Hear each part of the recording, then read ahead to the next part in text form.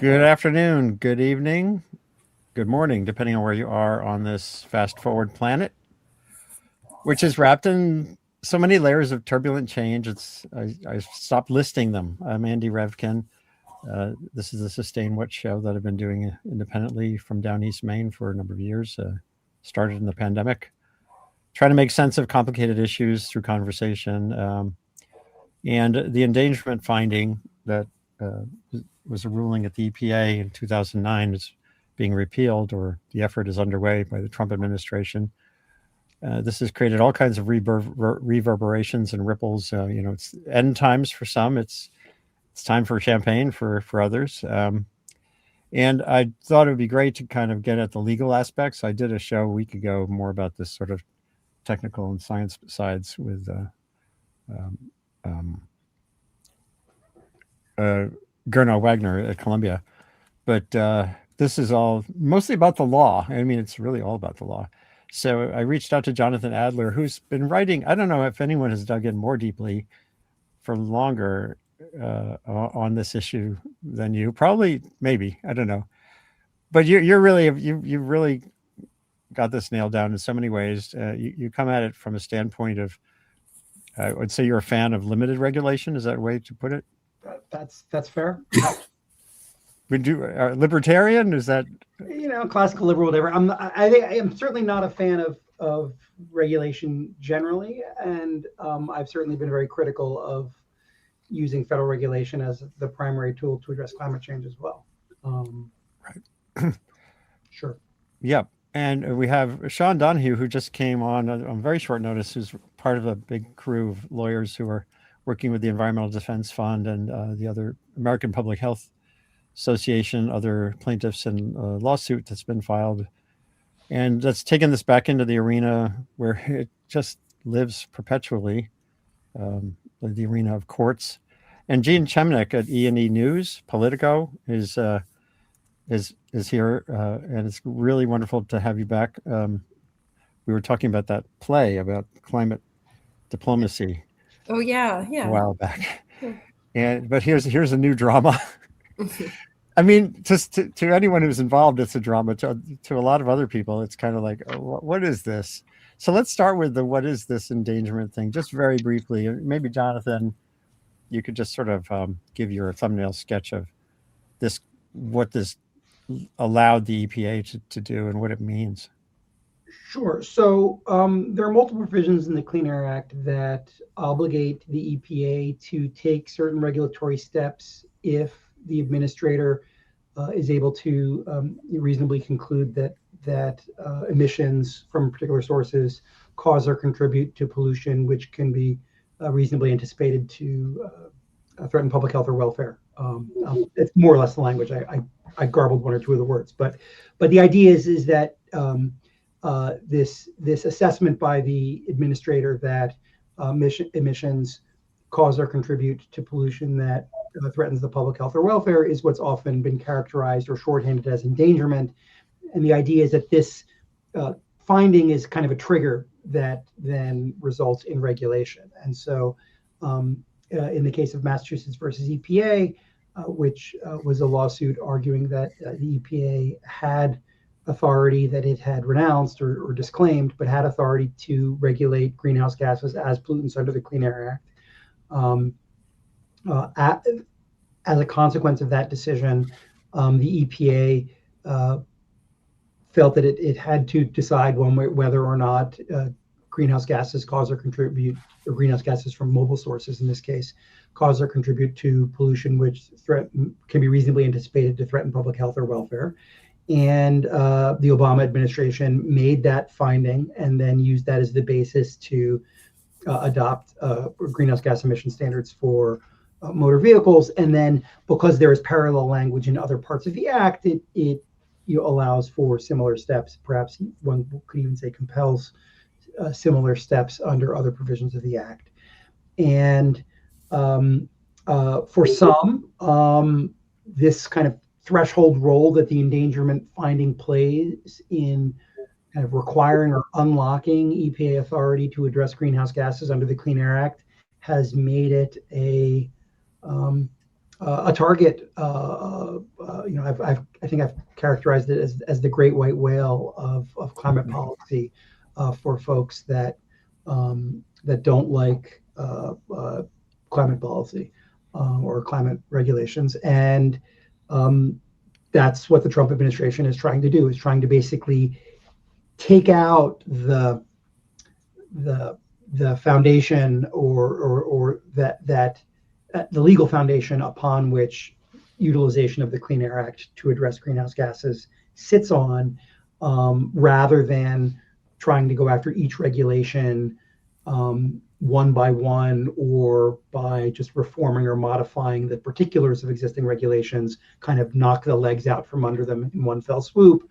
And I think from their standpoint, create conditions that would prevent the readoption of such regulations in the future. And you've written a lot. You were kind of writing a lot of sort of warning shots, saying, "Hello, administration. Hello, Heritage Foundation. Hello, everybody." There's a lot of reasons why this might be a misstep in the long run. Right. I mean, legally, I think it rests on some arguments that are either, in my view, not particularly compelling, or arguments that the Supreme Court has rejected. So that it's hard to make the arguments they're making and think that cases like Massachusetts versus EPA, but not just Massachusetts versus EPA. I mean, Sean and I will probably agree that there's a much longer history of court decisions thinking about the Clean Air Act and the way it works.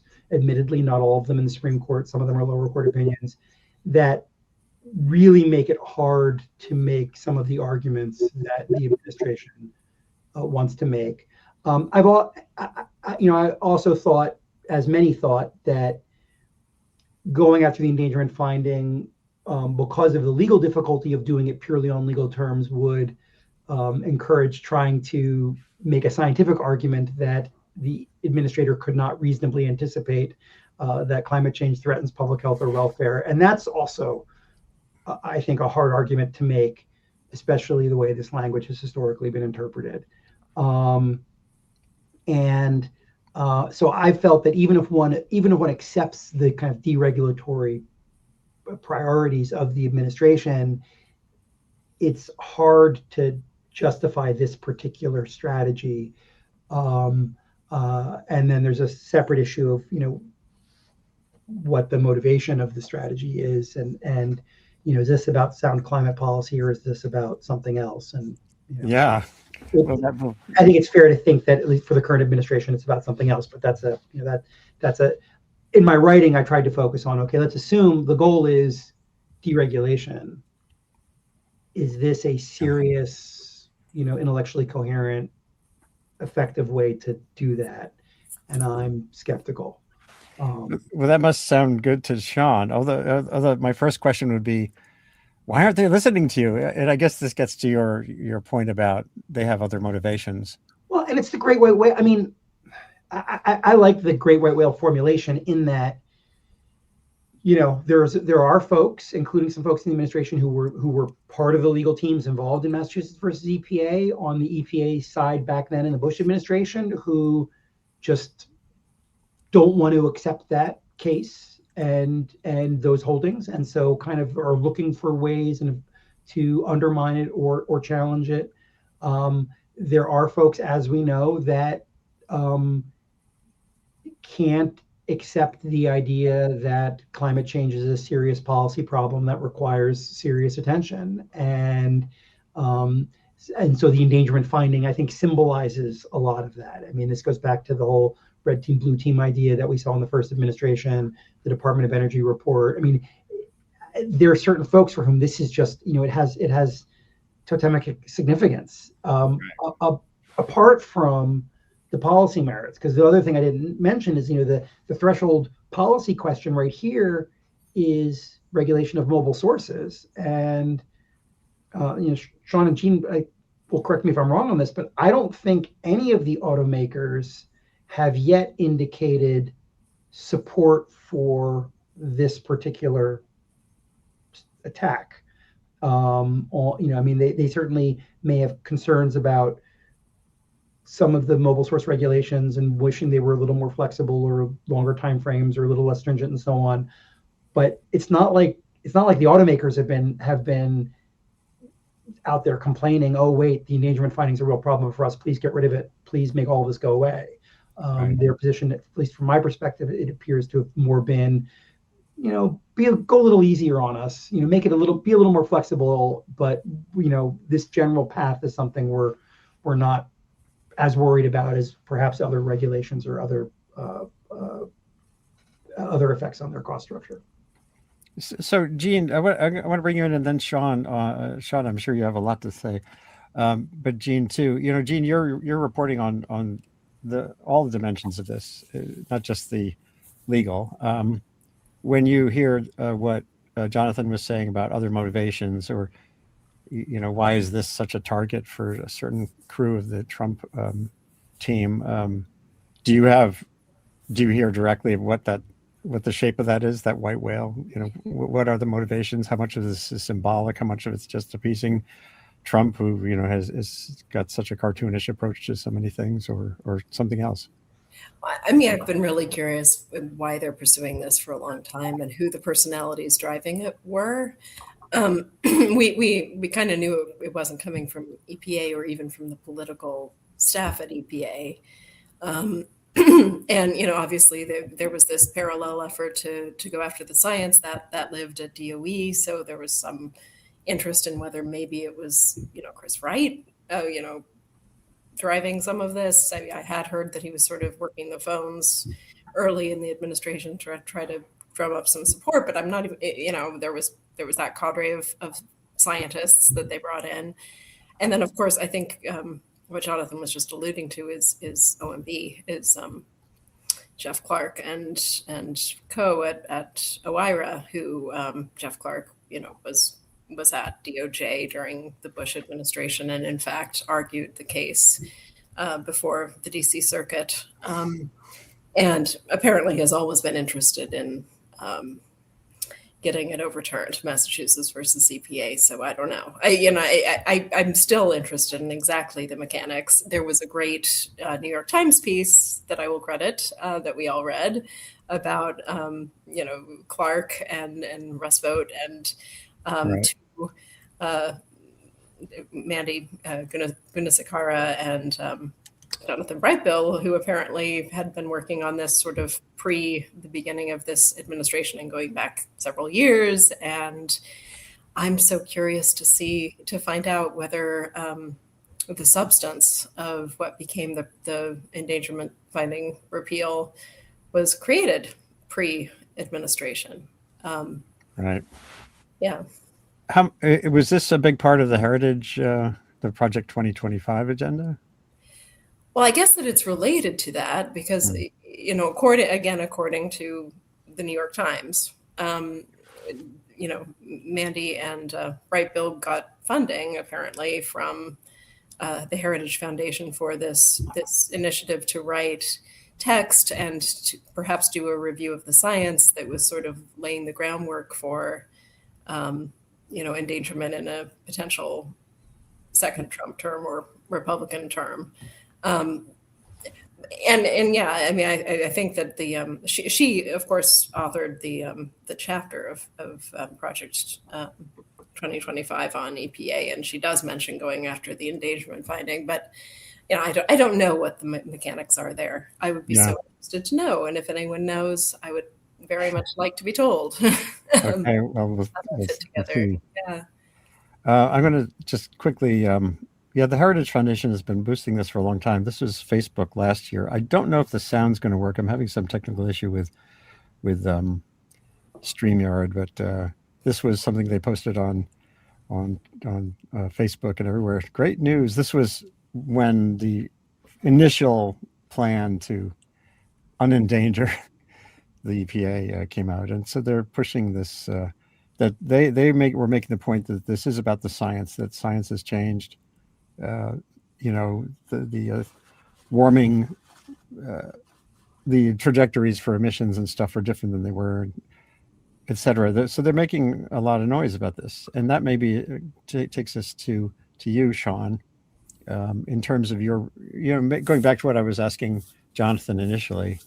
If maybe you could just tick down some thoughts you have on the state of play, and if this is an ill-advised strategy from a strictly legal standpoint. Do you have your own sense of what's going on?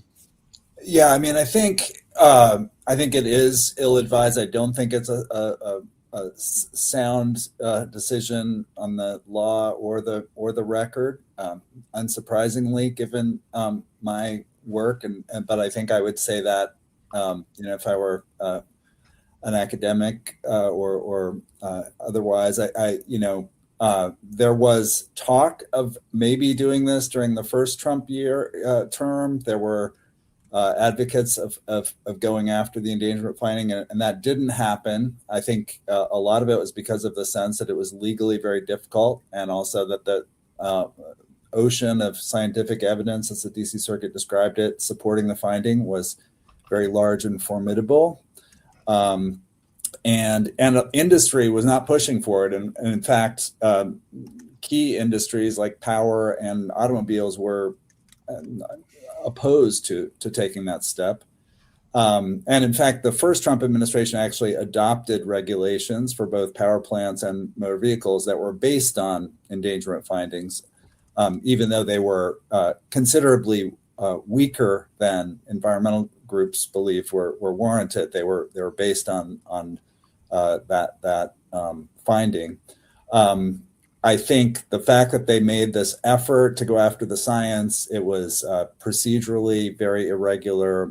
My client, Environmental Defense Fund, and Union of Concerned Scientists brought a lawsuit because the effort to create this committee of scientists who were going to call into question some of the basics was done without regard to federal law on openness and transparency of advisory committees. But then also just the substance of the report that they came up with was attacked by by many climate scientists, including many whose work was cited, and said, you've got it wrong. And in fact, the science has gotten stronger, more compelling. The problem is getting worse, and we know a lot more about it than we did in 2009. So that sort of branch, I think, as could have been predicted, was not likely to be successful, and that has been largely eliminated from the final rule. Although one can say that a lot of the sort of theory of the repeal is hard to justify if you believe the science. It's not clear it's sort of a rational thing to do without believing that climate change is not really a big problem.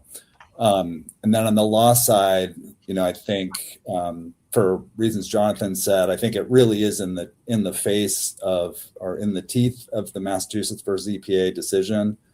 The final rule comes up with some sort of what might be described as highly technical or even hyper technical arguments that, well, Massachusetts didn't exactly decide that we have to regulate motor vehicle emissions, but it's very hard it's sort of like a clever argument that you might give a half an extra point in a law school exam for coming up with, while urging the young lawyer not to raise it in court because it's too clever by half. I think a lot of the final rule has that character, that not only Massachusetts, but there are a set of Supreme Court decisions following it that sort of relied upon Massachusetts. The DC Circuit, of course, upheld the 2009 endangerment finding. There was an effort to get that put before the Supreme Court. The court denied cert on it. So there's just an awful lot of water under the bridge. And there's the fact that we have a decade and a half of experience with greenhouse gas regulation of motor vehicles, and the world has not come to an end. The auto industry continued to grow. So some of the flavor of this final rule is the sort of major questions idea that this is so sweeping and big that there had to be something more specific in the statute. I think it's very hard to maintain that kind of argument where you have a bunch of law that has grown up based on the initial Massachusetts decision and the initial endangerment finding, and then you have actual experience that this is a workable kind of regulation. So I do think it faces tremendous difficulties. I don't think it's a sound decision. I think it's better explained as part of this kind of political, some of the language, extraordinary language the administrator used about driving a stake through the heart of the climate religion. Like, that's not the language of someone who's trying to kind of make technical arguments based on enacted statutory text or record that is about dancing on the grave of your political opponents and relishing the lamentations of your political adversaries. And I think there's a lot of that. Obviously, the language about climate change being a hoax and some of the other truly breathtaking things the administration's done in this area. For me, the purporting, at least, trying to pull us out of the Rio Convention, the United Nations Framework Convention on Climate Change. It's been around since 91, 92, was ratified without a single opposing vote by the Senate. It's really a fundamental piece, the fundamental piece of international law and climate. It is definitely a kind of zealous campaign. I think it's a minority effort, even within the sort of Republican side of things. But here we are, and we're going to litigate it aggressively. And there's new efforts. It's sort of the flood the zone thing. Now the Mercury rule is also being undercut right now. I think this has just been in the news the last 24 hours. Rescinding the Biden administration's strengthening of the mercury and air toxic standards. Yes. Okay. Jonathan, do you have any quick reactions on to that? And then Gene, I want to ask you some questions. I mean, I think as a descriptive matter, I agree a lot with that. I mean, there are things I think that Sean and I would disagree on in terms of, and even if we did agree, things that I don't think he'd want to agree with me on publicly while he's in litigation. But as a descriptive matter, I think we agree on that, and that one of the things that I think that I didn't hear him mention, which I think is just worth highlighting, is that there are some of the things the administration objects to, even apart from Massachusetts versus EPA, are kind of built into the way the Clean Air Act operates, right? So I think one reason they dropped the concern about the science, I think there are a couple of reasons. One, the FACA violations that were confirmed in court, I think were a problem just in putting forward the report. There were questions of timing, right? The fact that the proposed rule was relying on the draft report before it had gone through public comment was just weird. You'd think you'd want the rulemaking to be based on the finalized report, not on the draft. But I think even more fundamentally, and I wonder if people internally in the administration got this, given the nature of the language in the Clean Air Act and the way that language has always been understood, it's not clear the DOE report did much for the administration's position, right? I mean, the language is that the administrator simply has to be able to reasonably anticipate that these emissions contribute to pollution that can be reasonably anticipated to threaten public health or welfare. We've always understood that language to be precautionary. The final rule tries to reinterpret that language in ways that allow the administration to input their own view of foreseeability. I think that has other problems, but the way the Clean Air Act is written, the EPA is not asked to decide, is climate change catastrophic? It's not asked to decide, are there offsetting benefits? It's not asked to decide whether regulation is cost beneficial. So even if you accept the views of the DOE report that certain parts of climate change for the United States may not be as severe as some people may have said 20 years ago, or as some model projections say, or as RCP 8.5 would suggest, or whatever else, that's not enough to justify reversing the endangerment finding if your argument is based on the science, because there's still plenty in that report, in the mountains of research that's been done, that a reasonable observer would look at and say, yeah, I can reasonably anticipate some threats to public health and welfare based on that. And whether, if it increases crop yields or something else, I mean, so what? We've never understood the Clean Air Act to suggest that you do that sort of analysis the administration wants to do or says it wants to do. And so I think that's why they had to set the science aside, even if they hadn't had the FACA and other problems, and why they've resorted to a lot of these kind of clever arguments, which, last thing I'll say, would have worked a lot better for them in a world in which courts would defer to the way an agency makes sense of a complicated and potentially ambiguous statute and statutory structure, i.e. in a Chevron world. But we're not in a Chevron world. We're in a world where we're supposed to take what is the best interpretation of the statute and of the meaning of the words, not what the agency thinks works best for it. And on top of that, Loper Bright told us, and if there are prior statutory interpretations that the courts have blessed, we're not gonna disturb those.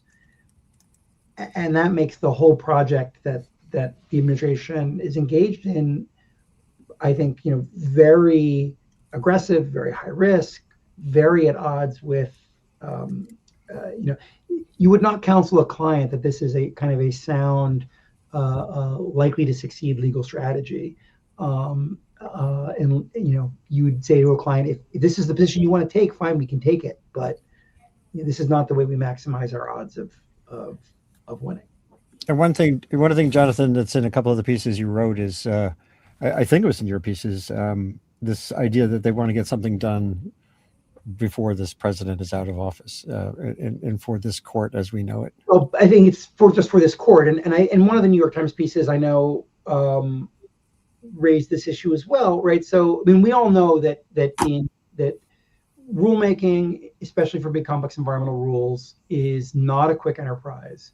It takes a new presidential administration months, sometimes a year and a half, 2 years before they're really kind of hitting their stride in terms of finally making the policy changes that they want to make.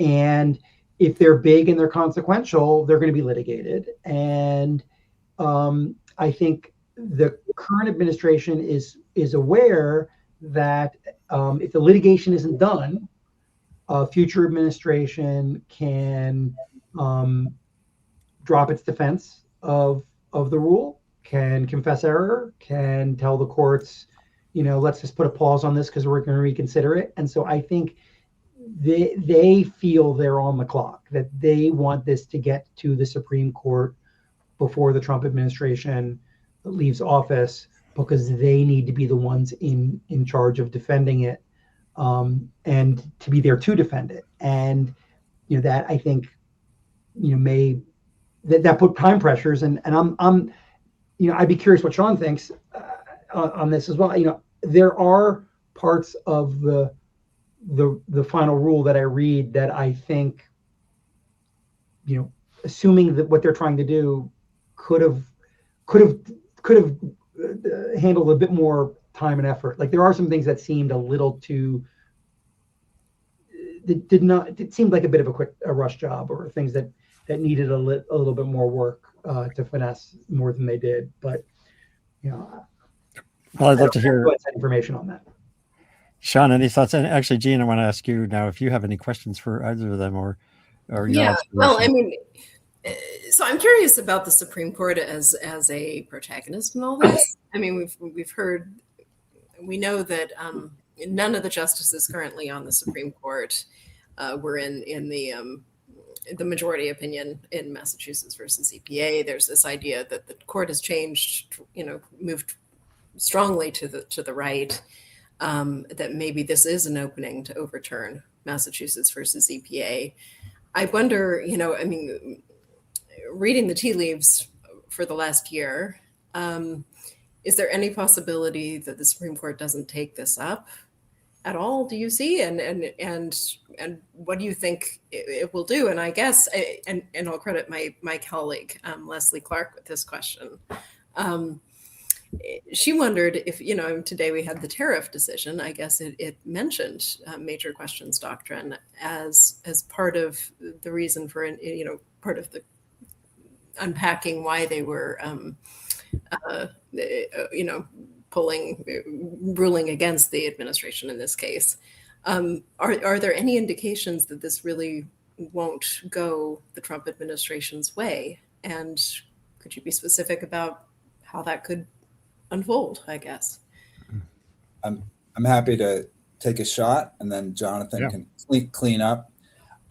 So I think, Massachusetts, first of all, found that the language of the Clean Air Act was clear. So it wasn't based on ambiguity or deference to the agency. It said that this statute applies to greenhouse gases, and then it formulated EPA's responsibility in a way that I think is very inconsistent with what EPA is trying to do now. The other thing is Massachusetts discussed the Brown and Williamson case involving FDA regulation of tobacco. That was basically a sort of major questions doctrine before the name, where the court kind of said this is too big a thing, and the language is not clear enough. This would involve regulation of this huge industry that Congress has subsidized and all this stuff. And the Massachusetts court said that analysis really does not apply here, and there's no reason to think that the regulation of pollution from cars would, have that kind of sweeping impact. And so it's sort of, the court often says that stare decisis, the obligation to kind of honor precedent, except in really extraordinary circumstances, is especially strong in the case of statutory construction decisions, because Congress can always step in and change what the court has done or how the court has read things. And I think that is a principle that all the justices would agree to. So I think there are a number of ingredients that make this. I mentioned the fact that the endangerment finding and regulation under it has been in place now for a long time. And that distinguishes the cases where the court has applied major questions. So I think that there's a lot in the way of an effort to try to overturn Massachusetts or apply major questions sort of in this kind of unusual backward-looking way. I don't know. This is obviously an important issue. Would not hazard whether the court would deny cert if the DC Circuit were to overturn this and say you're just sort of violating the pretty clear holding of Massachusetts. But I do think there are very strong arguments that don't depend on justices being, sort of temperamentally enthusiastic about federal regulation of greenhouse gases. Yeah, I agree with much of that. Let me just a couple things. One is, as Sean mentioned, stare decisis concerns are greatest with statutory interpretation decisions, and the justification for that is that if Congress thinks the court has gotten a statute wrong, Congress can revise the statute. Stare decisis is less strong when we're talking about prudential doctrines and in particular constitutional decisions, because especially in constitutional decisions, the court's the only entity capable really of correcting its prior mistakes. And the court has, I think, been quite consistent about recognizing that distinction. Something else I would note, and it's people are often surprised by this, but since John Roberts has been Chief Justice, the court actually overturns its prior precedents less often than any prior post-World War II court, and it's not particularly close. I'm on record saying that I might be surprised if that trend continues, just because even if by the numbers alone, a 6-justice majority creates a lot more ability to reconsider precedents than a 5-4 court. But by the numbers, the court overturns precedents less often. And there are multiple justices on both the right and left who clearly care about that. In this particular context, in the UARC case, the Utility Air Resources Group case, the court could have reconsidered Mass versus EPA if it wanted to. There's even a pointed oral argument where the Chief Justice asks one of the advocates to make clear that that's not what they're asking the court to do, and has a comment that kind of suggests, don't ask us to do that, and instead give us a way to distinguish. And I think there are ways to kind of replay the UARG playbook if the goal is to simply close the door on future regulation of greenhouse gases under Section 111, as the administration has proposed, or to take away the idea that Section 202 regulation can be used to really, drive a shift towards EVs. I think there are ways of doing those sorts of moves, and the major questions doctrine can be helpful there, particularly on the latter. I think trying to do it here, I think is really unconvincing, which is why a lot of us read this and say, yeah, you're trying to distinguish Massachusetts versus EPA, but no one really is going to buy the way you're distinguishing it. So you're really asking the court to overturn it. But I think, are there 2 or 3 votes to overturn the statutory holding of Mass versus EPA? Probably. Are there 5? I think that's a riskier proposition. I mean, I can read the rulemaking and see how 5 might try and get there. I mean, there are a couple points where I think the arguments that the administration makes would need to be supplemented or improved to quite get there. But it is a big lift, and it's a bigger lift than kind of going after the various greenhouse gas regulations on the books one by one would have been, even on just looking at the judicial review side of things, right? Asking the Supreme Court to say that power plants no longer contribute significantly for purposes of requiring regulation under 111 is a much lighter lift than saying we're going to treat 202 as if the word significantly is in there, which the EPA is doing throughout this, and do something that it's hard to square with Mass versus EPA or throw Mass versus EPA out. I mean, that's just a much bigger ask. And one reason they maybe not take cert is if they just don't want to do that. This is really interesting. Sean, actually, there's a question that came in. It's a very sort of discreet one for Jonathan Adler. Do you disagree with any government regulation to curb climate change, Jonathan? I mean, I'm on record saying what I would do to address climate change. My view in general is that we make reduction of greenhouse gases globally significantly easier and less expensive, then the regulatory battles become much less of an issue, and that we should be focusing more on that. I would prefer something like a revenue neutral carbon tax combined with policies that are really designed to expand the horizons of innovation. And I think that that's better than using regulation. If we're going to have federal regulation, I would like it to be, clearly authorized. I disagreed with Mass versus EPA, the first 2 holdings of Mass versus EPA when it came out, but don't think it should be overturned because I think statutory stare decisis is important. So that's the thumbnail of my views on those questions. And actually, an inverse way of looking at that is that there's very little evidence that regulation has done anything to change emissions trajectories, even within the United States, or maybe. Yeah, although I'm familiar with that claim, but we don't really know what the counterfactual world would have. Right. So I don't know. But yeah, I mean, I know the arguments that are made that you look at the trend lines and it's hard to identify, how much of a wedge did given regulatory things do. To me, that just highlights why we really, we've been a lot more successful at using regulation to drive the implementation of adoption of things that we kind of clearly know how to do. Right. I also think if we're thinking globally, if we're thinking about the rest of the world, we really need to be thinking less about what we do in the United States in the next 10, 20 years, and what are we going to do so that the world has access to cheap, affordable, low carbon electricity and energy. Absolutely. And, I couldn't agree more. I would love an administration that came in and said, we think this regulation is cumbersome and burdensome and costly and triggers litigation, and here's what we would do instead. Obviously, that's not the current administration's approach.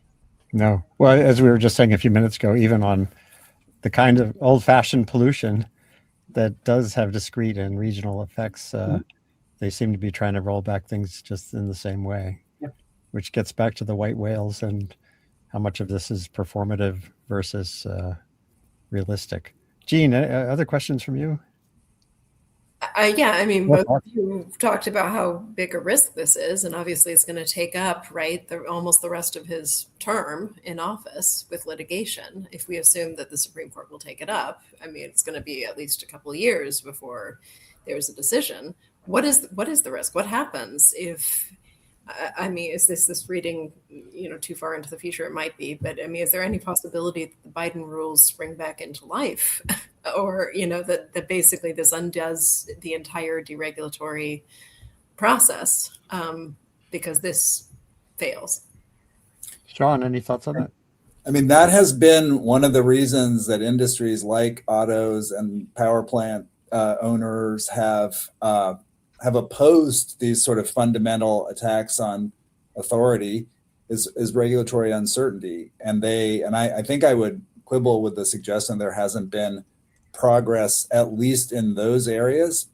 Obviously, the power plant rules never went into effect, but I think the trajectory, and I think there was an understanding that regulation's coming and that cleaner generation is more likely to fit well with the regulatory structures that we will have in the future, and that has helped us. Our power emissions have gone down a lot, and the Trump administration is making a valiant effort to reverse that, but I think that will not succeed because the economics are now so strong in favor of cleaner generation. And then in cars, cars are a lot cleaner, and including on greenhouse gases, and that's partly because of federal and California regulations. So I think, yes, I mean, this is a big gamble just with these industries, because it unsettles what has been in place for many years, and it makes a promise that I don't think the administration is going to be able to deliver on, of sort of no climate mitigation regulations for the foreseeable future. And I don't think that's realistic. I think these companies who are active in multiple nations, like, this is not what they're going to be seeing elsewhere. As we know, China is making EVs that are cheaper and that are threatened to kind of dominate the market. So I think that the entire direction is not wise from the perspective of supporting American industries going forward. And what happens in this litigation, it's now a huge uncertainty for industries that have to plan many years in advance. There's a comment that came in from Ivan Alzupo. This is way beyond my technical capacity. Avoidance by denying certiorari. Yeah, thank you. Seems to be a pretty common out for this court. Well, I mean, in general, the court doesn't take a lot of cases, and the general understanding is that the justices they're not a court of error correction, and so that the importance or significance of a case and the need for Supreme Court attention to it has to be more than the justices think they might have decided differently. And when you have big environmental regulations that are only subject to review in the DC Circuit, you're not going to have a circuit split, which is one basis upon which the Supreme Court's going to accept a case. And so the court has to be convinced both that the regulation at issue is of sufficient importance and that the sorts of questions it raises are of sufficient importance to take it. Usually, we think that means that if an administration has a regulation struck down and it asks, that there's a high likelihood that the court will take it, but it's not guaranteed. We've certainly seen examples of administrations losing the DC Circuit and saying, please review this, and the court's refused. And I think it was already noted, the court has been asked to consider endangerment before, and it hasn't.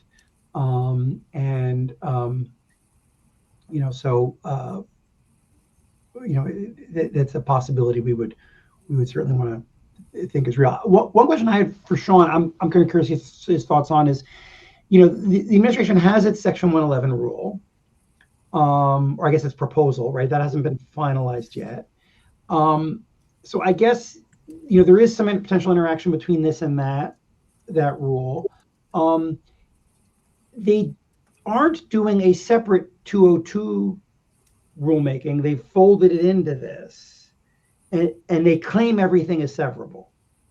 But my read is that although they say that as a way of saying, look, we just have to win on one of these arguments to get rid of endangerment, it still looks to me like it's not clear that they've really preserved a way to lose on endangerment but still repeal the 202 rule. But I'm not, I might be missing something, and that would seem to kind of increase the risk, whereas a smarter legal strategy would have perhaps been to do what they did with 111, which is say, we're going after endangerment because we hate that, but we're also going to have these separate rulemakings that are sufficiently separate that the courts will see them as standing alone.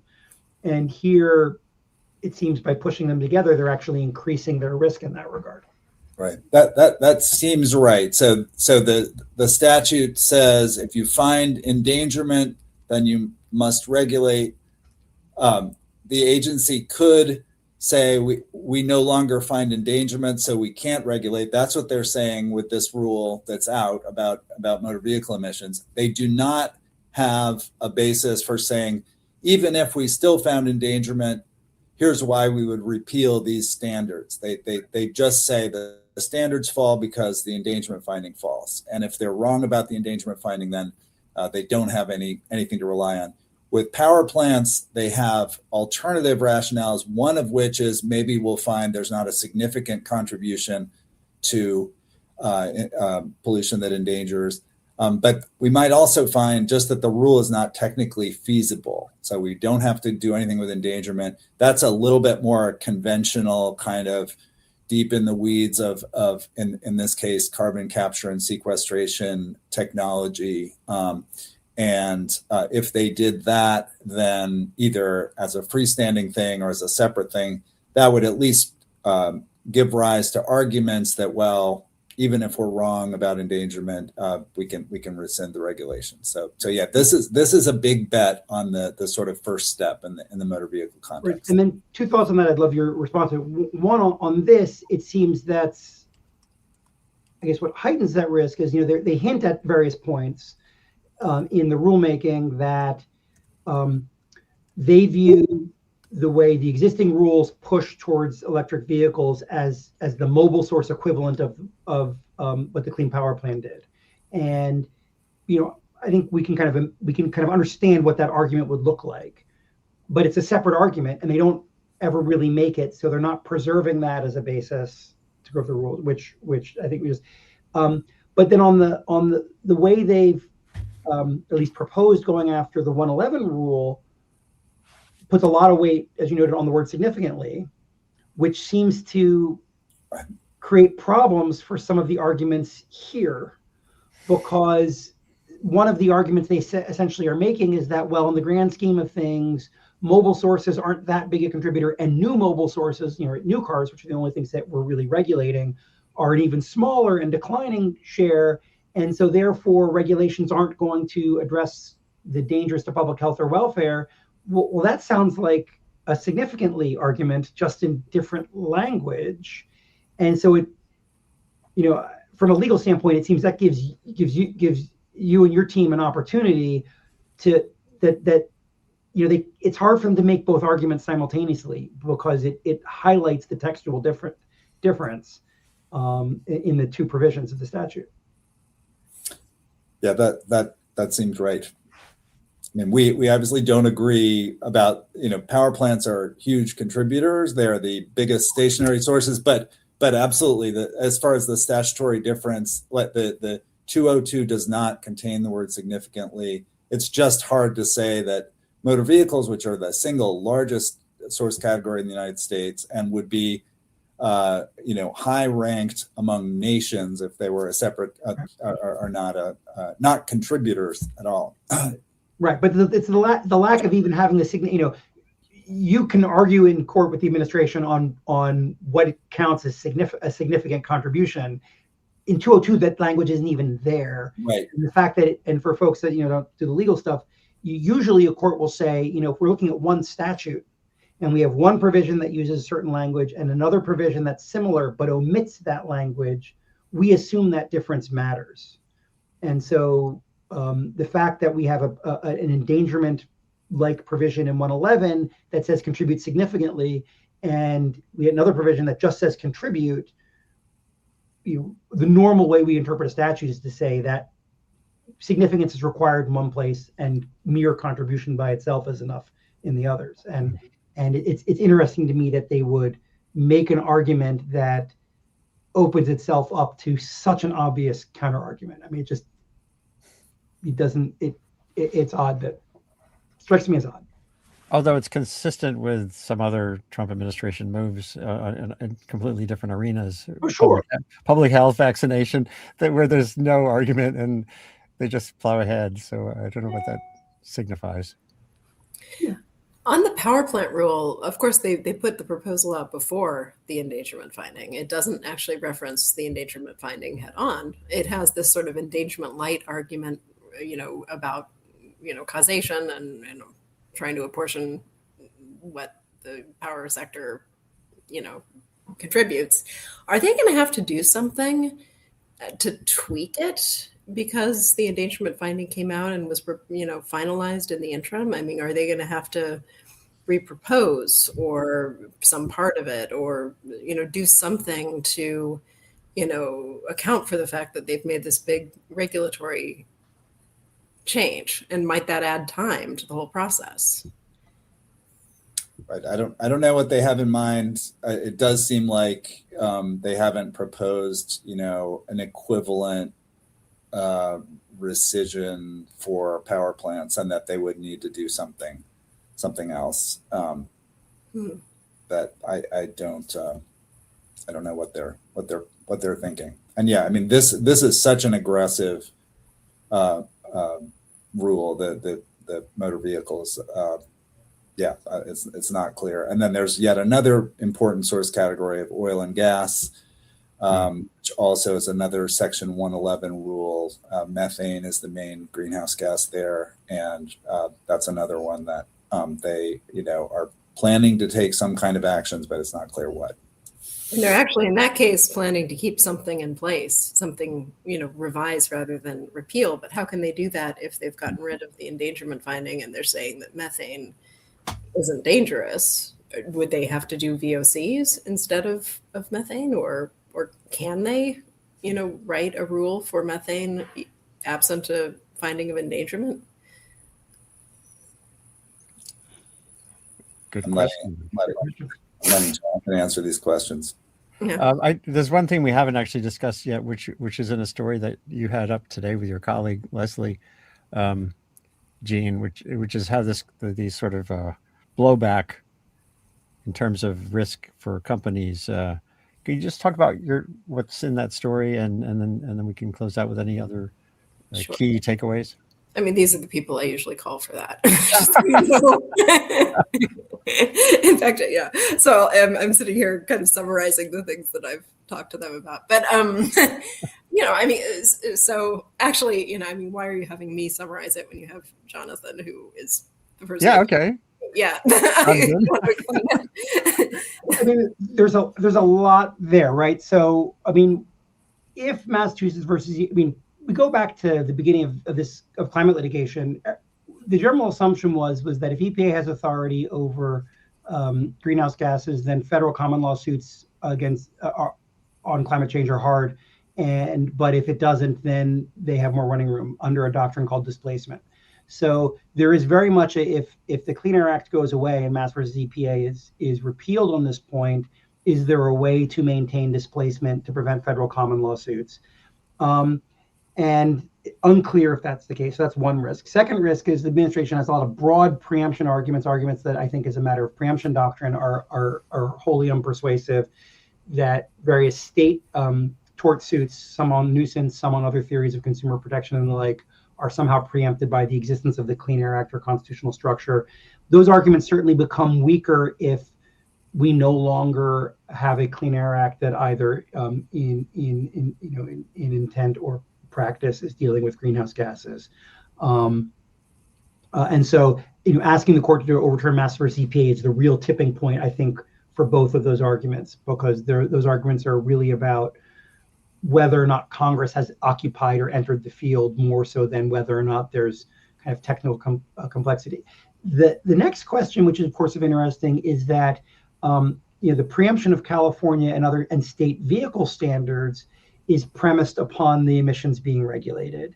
And so there is also this question that they will have to finesse about things being still subject to Clean Air Act regulation, Sean may have thoughts on this as well, or if this gets to the Supreme Court and if they are going to take a shot at a Mass versus EPA, are they also then going to take a shot at the holding about the extent to which the Clean Air Act overlaps or conflicts with energy laws dealing with fuel economy as a way of trying to maintain preemption of state climate standards. But it's doing this by going after endangerment and putting Mass versus EPA potentially on the table creates these scenarios in a way that simply going after individual source specific regulations would not. That's the short version. Wow. Well, there's a lot to keep track of here going forward. The Supreme Court is currently considering a petition for certiorari in the Suncor case out of Boulder, Colorado, which is one of the state tort law cases. The court has consistently denied cert petitions in these cases before, both on some technical procedural questions as well as on the merits. This case has been relisted a couple times, so it's possible it could be granted for next term. Interesting. Well, I really appreciate all you coming on today on a Friday in a very busy moment in history to talk about this epic battle, the latest kind of maneuvers, some of which certainly sound more theatrical than based in law, that in ways that could be manifested in the next few years. A lot of lawyers are going to have a lot of fees accrued through this, but the emissions of greenhouse gases, as Jonathan and I agree for sure, are really a function of many other things that are going on in the world. A focus on innovation is and on the reality that industry wants consistency is something that's come out here. This perpetual whiplash on these climate rules is something I've written about before, and that the idea that I think Jonathan and others have expressed in their writing also, that Congress is the one place that can clean this up, but looking at Congress these days doesn't seem very encouraging when it comes to might get permitting reform, maybe. Yeah, right, for and nuclear energy, NRC, regulatory streamlining for sure, Nuclear Regulatory Commission. I would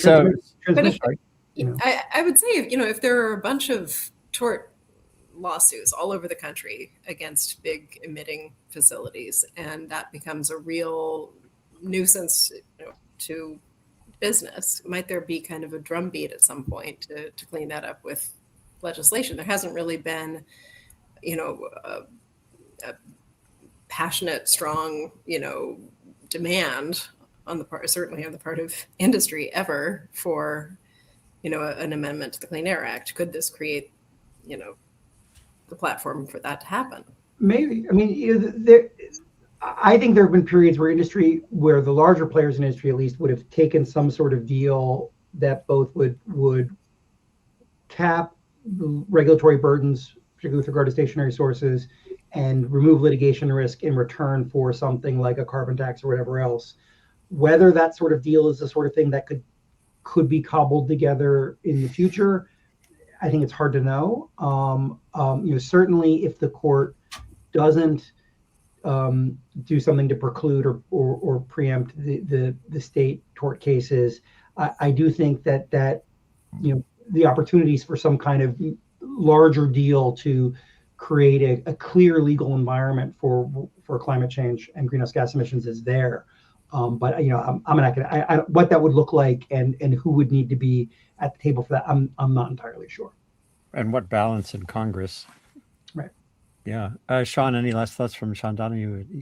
Yeah. I mean, I think in addition to the enormous uncertainty that Jonathan described really well, and a whole bunch of different areas, including nuisance suits and preemption, if this were to hold up, I mean, I think there would be a lot of